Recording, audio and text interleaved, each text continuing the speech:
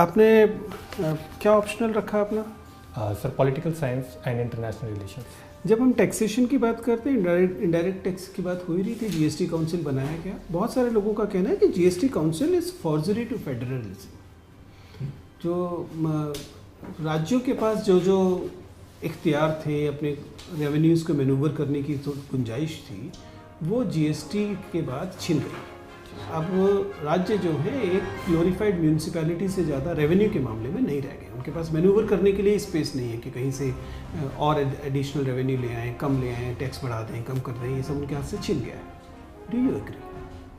Sir GST मेरे हिसाब से लाने के पीछे मेन रीज़न ये था कि जो मल्टीपल नंबर ऑफ टैक्सेस होते थे वो कहीं ना कहीं ईज़ ऑफ डूइंग बिजनेस को कहीं ना कहीं इम्पैक्ट कर रहे थे नेगेटिव वे में। तो इसलिए ज़रूरी था कि इन टैक्सेस को कम किया जा सके, सेंट्रलाइज किया जा सके। तो जीएसटी एक ज़रूरी रिफॉर्म था। इन वन वे सर हम कह सकते हैं कि जो टैक्सेशन पावर्स हैं स्टेट्स की, उनको इम्पैक्ट किया है इसने। But on the other side अगर जीएसटी काउंसिल का सर कंपोजिशन देखा जाए तो जो स्टेट्स हैं उनको भी अपनी बात रखने का एक मौका मिलता है। और निश्चित रूप से अगर वोटिंग पैटर्न को देखें तो sir central government has more से।